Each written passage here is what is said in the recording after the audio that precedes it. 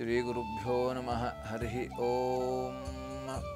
ಗುರುಬ್ರಹ್ಮ ಗುರುರ್ವಿಷ್ಣು ಗುರುರ್ದೇವೋ ಮಹೇಶ್ವರಃ. ಗುರುಃ ಸಾಕ್ಷಾತ್ ಪರಂ ಬ್ರಹ್ಮ. ತಸ್ಮೈ ಶ್ರೀ ಗುರವೇ ನಮಃ. ಶ್ರೀ ವಿಶ್ವಾವಸು ಸಂವತ್ಸರಸ್ಯ ದಕ್ಷಿಣಾಯನ ಗ್ರೀಷ್ಮ ಋತು ಆಷಾಢಮಾಸ ಶುಕ್ಲಪಕ್ಷ ಏಕಾದಶಿ ಭಾನುವಾರ, ವಿಶಾಖ ನಕ್ಷತ್ರ, ಸಾಧ್ಯ ಯೋಗ, ವಣಿಜ ಕರಣ. ಇದು ಇವತ್ತಿನ ಪಂಚಾಂಗ. ಮೊದಲನೇದಾಗಿ ಮೇಷರಾಶಿ.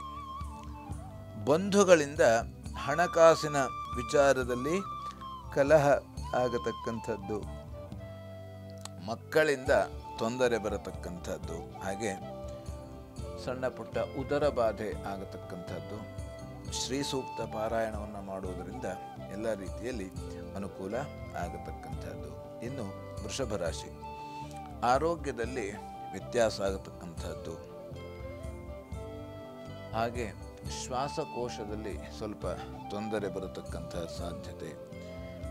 ಧನ್ವಂತರಿ ಜಪವನ್ನು ಮಾಡುವುದರಿಂದ ಎಲ್ಲ ರೀತಿಯಲ್ಲಿ ಅನುಕೂಲ ಆಗತಕ್ಕಂಥದ್ದು. ಇನ್ನು ಮಿಥುನ ರಾಶಿ. ಕಣ್ಣಿನಲ್ಲಿ ಸ್ವಲ್ಪ ತೊಂದರೆ ಬರತಕ್ಕಂಥದ್ದು, ಕಣ್ಣಿನಲ್ಲಿ ನೀರು ತುಂಬುವುದು ಇತ್ಯಾದಿ ಆಗತಕ್ಕಂಥದ್ದು. ಹಾಗೆ ಸಮಯಕ್ಕೆ ಸರಿಯಾಗಿ ಆಹಾರ ಸ್ವೀಕಾರ ಮಾಡಲಿಕ್ಕೆ ಆಗೋದಿಲ್ಲ. ಆದಿತ್ಯ ಹೃದಯವನ್ನು ಪಠಿಸುವುದರಿಂದ ಎಲ್ಲ ರೀತಿಯಲ್ಲಿ ಅನುಕೂಲ ಆಗತಕ್ಕಂಥದ್ದು. ಇನ್ನು ಕರ್ಕಾಟಕ ರಾಶಿ. ಹಣಕಾಸಿನ ವಿಚಾರದಲ್ಲಿ ತೊಂದರೆ ಬರತಕ್ಕಂಥದ್ದು, ಹಾಗೆ ನಿರೀಕ್ಷಿತವಾದಂಥ ಲಾಭ ಇವತ್ತಿನ ದಿವಸ ಸಿಗೋದಿಲ್ಲ. ಅನ್ನಪೂರ್ಣೇಶ್ವರಿ ಪ್ರಾರ್ಥನೆ ಮಾಡುವುದರಿಂದ ಎಲ್ಲ ರೀತಿಯಲ್ಲಿ ಶುಭ ಫಲವನ್ನು ಕಾಣಬಹುದು. ಇನ್ನು ಸಿಂಹರಾಶಿ. ದೇಹಾರೋಗ್ಯದಲ್ಲಿ ವ್ಯತ್ಯಾಸ ಆಗತಕ್ಕಂಥದ್ದು, ಹಾಗೆ ವೃತ್ತಿಯಲ್ಲಿ ಸ್ತ್ರೀಯರಿಗೆ ಅಸಮಾಧಾನ ಆಗತಕ್ಕಂಥ ಸಾಧ್ಯತೆ, ಮುಖದಲ್ಲಿ ಕಲೆ ಉಂಟಾಗತಕ್ಕಂಥದ್ದು. ಆದಿತ್ಯ ಹೃದಯವನ್ನು ಪಠಿಸುವುದರಿಂದ ಎಲ್ಲ ರೀತಿಯಲ್ಲಿ ಅನುಕೂಲ ಆಗತಕ್ಕಂಥದ್ದು. ಇನ್ನು ಕನ್ಯಾ ರಾಶಿ. ಪಾದಗಳಲ್ಲಿ ತೊಂದರೆ, ನಡೆದಾಡುವಾಗ ಸ್ವಲ್ಪ ವ್ಯತ್ಯಾಸ ಆಗತಕ್ಕಂಥದ್ದು. ತಾಯಿ ಮಕ್ಕಳಲ್ಲಿ ಸಣ್ಣ ಪುಟ್ಟ ವಿಚಾರಕ್ಕೆ ಕಲಹ ಆಗತಕ್ಕಂಥದ್ದು, ಹಾಗೆ ಶುಭ ಕಾರ್ಯಗಳಿಗೆ ವಿಘ್ನಗಳು, ತೊಂದರೆಗಳು ಬರತಕ್ಕಂಥದ್ದು. ಹಾಗಾಗಿ ಗೌರಿ ಅಷ್ಟೋತ್ತರವನ್ನು ಪಠಿಸುವುದರಿಂದ ಎಲ್ಲ ರೀತಿಯಲ್ಲಿ ಶುಭ ಫಲವನ್ನು ಕಾಣಬಹುದು. ಇನ್ನು ತುಲಾರಾಶಿ. ಲಾಭ ಆಗತಕ್ಕಂಥ ದಿನ, ಹಾಗೆ ಸಮೃದ್ಧವಾಗಿ ಇವತ್ತಿನ ದಿವಸ ಮನೆಯಲ್ಲಿ ಇರತಕ್ಕಂಥ ಎಲ್ಲರಿಗೂ ಕೂಡ ಅನುಕೂಲ, ಸಮೃದ್ಧಿಯ ವಾತಾವರಣ ಇರತಕ್ಕಂಥದ್ದು. ಅತಿಥಿಗಳ ಆಗಮನ ಇರತಕ್ಕಂಥದ್ದು. ಹಾಗೆ ಇವತ್ತಿನ ದಿವಸ ಸ್ತ್ರೀಯರಿಗೆ ಸಣ್ಣ ಪುಟ್ಟ ವಿಚಾರದಲ್ಲಿ ದುಃಖ ಅಥವಾ ಕಿರಿಕಿರಿ ಆಗತಕ್ಕಂಥದ್ದು. ಆದ್ದರಿಂದ ದುರ್ಗಾ ಸನ್ನಿಧಾನದಲ್ಲಿ ಕ್ಷೀರಾಭಿಷೇಕವನ್ನು ಮಾಡುವುದರಿಂದ ಎಲ್ಲ ರೀತಿಯಲ್ಲಿ ಅನುಕೂಲ ಆಗತಕ್ಕಂಥದ್ದು. ಇನ್ನು ವೃಶ್ಚಿಕ ರಾಶಿ. ಸಂಗಾತಿಯಲ್ಲಿ ಮನಸ್ತಾಪ ಆಗತಕ್ಕಂಥದ್ದು, ಅತಿಯಾದ ಬಯಕೆಯಿಂದ ಹಾನಿಯಾಗತಕ್ಕಂಥ ಸಾಧ್ಯತೆ. ಲಲಿತಾ ಸಹಸ್ರನಾಮವನ್ನು ಪಠಿಸುವುದರಿಂದ ಎಲ್ಲ ರೀತಿಯಲ್ಲಿ ಶುಭ ಫಲವನ್ನು ಕಾಣಬಹುದು. ಇನ್ನು ಧನುರಾಶಿ.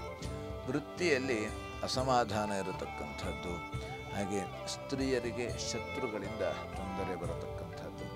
ಆಕಾಶ ಮಾರ್ಗ ಅಥವಾ ಗಗನ ಯಾನದಲ್ಲಿ ಸ್ವಲ್ಪ ತೊಂದರೆ ಬರತಕ್ಕಂಥ ಸಾಧ್ಯತೆ. ಸಪ್ತಶತಿ ಪಾರಾಯಣ ಮಾಡುವುದರಿಂದ ಎಲ್ಲ ರೀತಿಯಲ್ಲಿ ಅನುಕೂಲ ಆಗತಕ್ಕಂಥದ್ದು. ಇನ್ನು ಮಕರ ರಾಶಿ.